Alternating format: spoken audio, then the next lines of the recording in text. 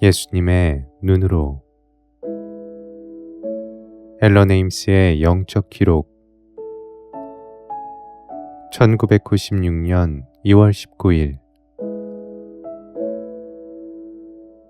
마을로 향해 가는데 바람이 먼지를 날려 얼굴을 때렸다.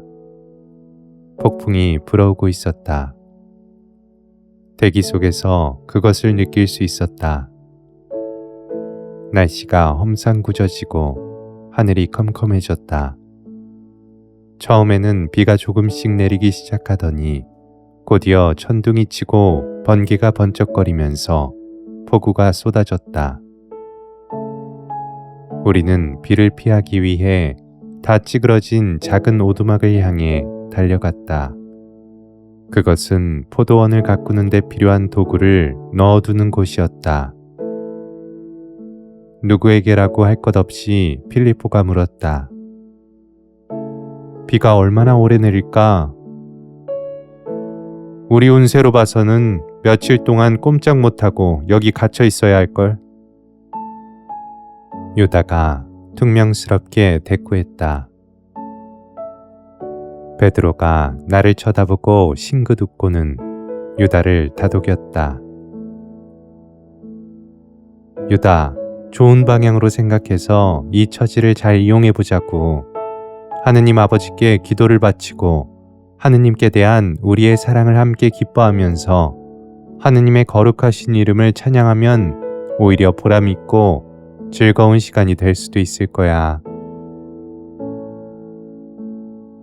베드로, 너의 말이 맞다. 나는 베드로에게 맞장구 쳐준 다음 제자들과 함께 기도하기 시작했다. 아버지를 온전히 사랑하는 이 자녀들이 기도로서 당신께 나아갑니다. 저희에게 아름다운 사랑의 선물을 주시는 아버지를 찬미합니다. 아버지, 저는 아버지의 아들로서 아버지 앞에 나와 간구하오니 당신의 영광을 위하여 그들의 삶을 바쳐 일을 할 이 제자들에게 은총을 내려주십시오. 때가 되면 아버지의 뜻을 이룰 수 있도록 그들에게 힘을 주십시오. 자비를 베푸시는 아버지를 찬미하며 우리는 함께 기도를 드렸다. 조금 후에 비가 그쳤고 우리는 마을을 향해 다시 떠났다. 달콤하고 신선한 공기를 맛볼 수 있었다. 상쾌한 기분이었다. 모두가 기쁨에 찬 발걸음을 옮기고 있었는데 그 기쁨은 기도에서 얻은 것이었고 시원한 공기로 인해 기쁨은 더욱 고조되었다. 선생님, 비가 땅을 씻어서 새로워진 것 같은데 참 좋지 않습니까? 야고보가 말했다. 그렇구나. 비가 용서를 베푸시는 하느님의 자비라고 생각해 보아라. 그리고 그 용서의 비가 영혼 위에 떨어지면 죄의 얼룩을 지우고 그 사람의 가슴을 새롭게 한다고 생각해 보아라. 어린 양의 제물로 하느님께서 모든 자녀들에게 베푸시는 사죄의 선물, 모든 사람에게 베푸시는 하느님의 자비, 받아들이기만 하면 되고 받아 챙기기만 하면 되는 하느님의 선물들을 말이다. 1996년 2월 20일.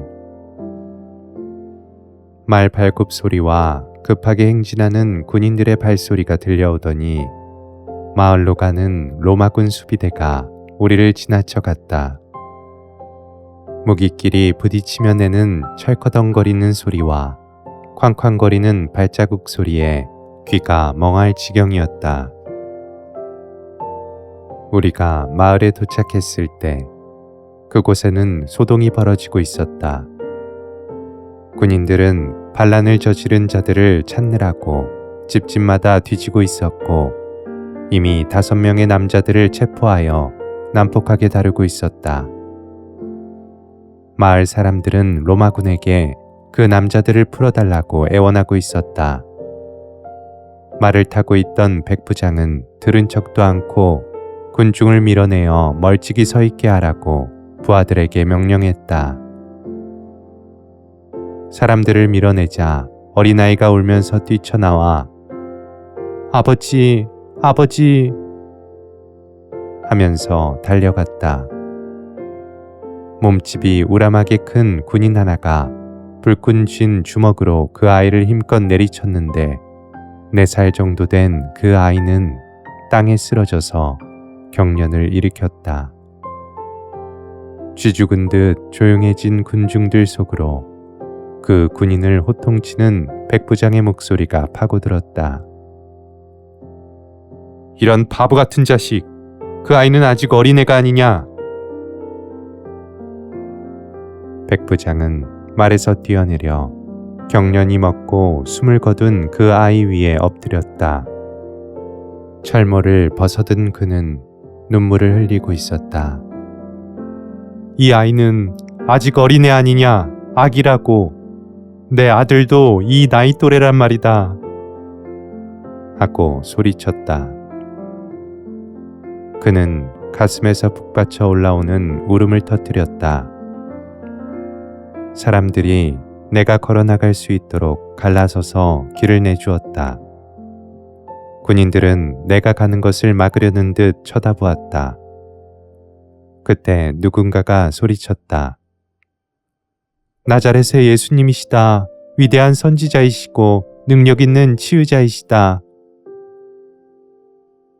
그 소리를 들은 군인들이 뒤로 물러났고 나는 아이한테로 갈 수 있었다. 백부장이 나를 보며 말했다. 당신이 어떻게 좀 해볼 수 있겠소?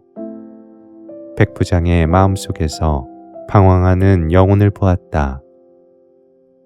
그 영혼은 자기 직업이 가져다주는 고통으로 꽉 차 있었으며 죽음과 파괴로 가득 채워져 있었다.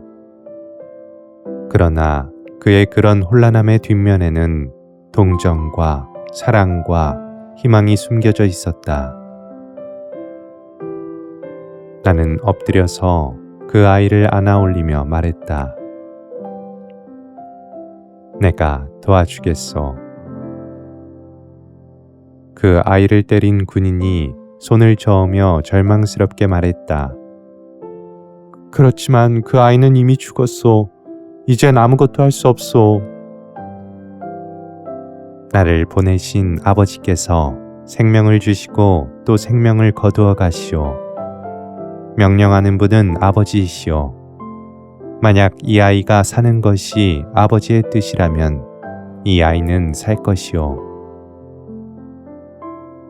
그러면 당신의 아버지는 마술사인가 보군요. 아니요. 내 아버지는 모든 것을 창조하신 하느님이시오. 그리고 이 아이가 사는 것은 아버지의 뜻이오. 내가 이 말을 하자 아이가 깨어나 울면서 엄마! 하고 소리쳤다. 기쁨과 놀라움에 쌓인 아이 엄마가 달려와서 하느님의 자비하심을 찬미하며 아이를 받아 안자 그 군인은 놀라서 뒤로 물러섰다. 군중들이 일제히 하느님을 찬미하기 시작했는데 그 군인은 여전히 나를 뚫어지게 쳐다보고 있었다. 당신은 누구십니까? 겁에 질린 군인이 소리쳤다. 나로다. 나의 대답에 군중은 조용해졌다. 그게 무슨 대답입니까? 당신이 누구냐고 물었는데 어떻게 나로다 하십니까? 나는 하느님의 아들이고 하느님의 어린 양이고 하느님의 용서하심이오. 다시 얼마간의 침묵이 흐른 뒤에 백부장은 상기된 표정으로 말에 올라타고는 부하들에게 명령을 내렸다. 체포된 저 사람들을 놓아주어라. 우린 저 사람들이 필요 없다. 그는 부하들을 이끌고 마을을 떠나면서 감사의 뜻으로 고개를 숙여 나에게 묵례를 하였다. 1996년 2월 25일 마을 사람들이 나에게 와서 그들에게 안수해주고 치유해주고 설교를 해달라고 간청했다. 나는 마을 사람들 가운데 서서 이렇게 말했다. 여러분은 오늘 하늘에 계신 아버지께서 당신의 아들을 통하여 이 아이를 어루만지시고 육신의 생명을 불어넣어 주시는 것을 보았습니다. 아버지께서는 당신의 모든 자녀들을 어루만지시어 그들에게 생명을 주고 싶어 하십니다. 아버지의 사랑이 가득한 생명을. 그때 한 남자가 앞으로 걸어 나오더니 정중하게 우리를 초대를 하였다.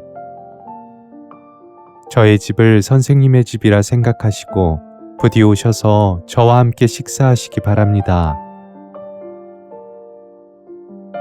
그의 초대에 응하여 그의 집으로 가고 있는데 군중들도 따라왔다. 여러분 모두가 다 올 수는 없어요. 방이 크지 않아요. 그 남자가 소리쳤다. 나는 사람들을 향해 돌아서며 말했다.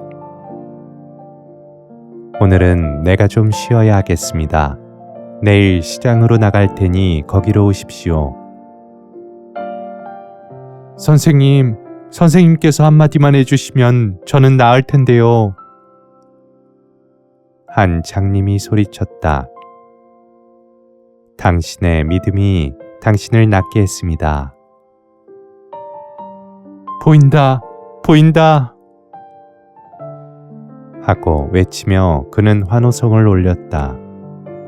하느님 참미 받으소서, 주님 참미 받으소서, 볼 수 있습니다.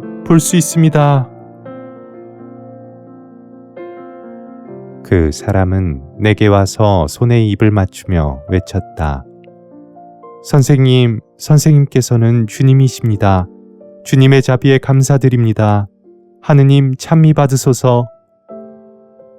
하느님께서 당신을 고쳐주셨습니다. 항상 그것을 기억하십시오. 아버지께서 아들을 통하여 당신에게 하신 일을 매일 기억하시고 하느님의 사랑에 감사하십시오. 우리는 그 집의 안뜰로 들어갔다. 몸집이 큰 하인 하나가 집주인 앞으로 달려왔다.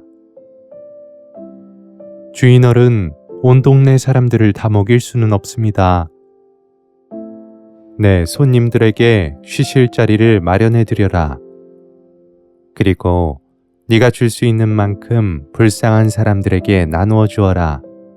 풍족하게 살고 있는 사람들에게는 주지 말고 가난한 사람들과 거지들에게만 주어라. 오늘 하느님께서 당신의 사랑을 보여주셨으니 하느님의 자비하심에 감사하는 마음으로 내 음식을 나누어 주겠다. 나는 그 집주인을 쳐다보았다. 그리고 그의 마음속을 들여다보았다. 그의 마음은 하느님을 사랑하는 마음이었고 함께 나누는 것을 터득한 마음이었다.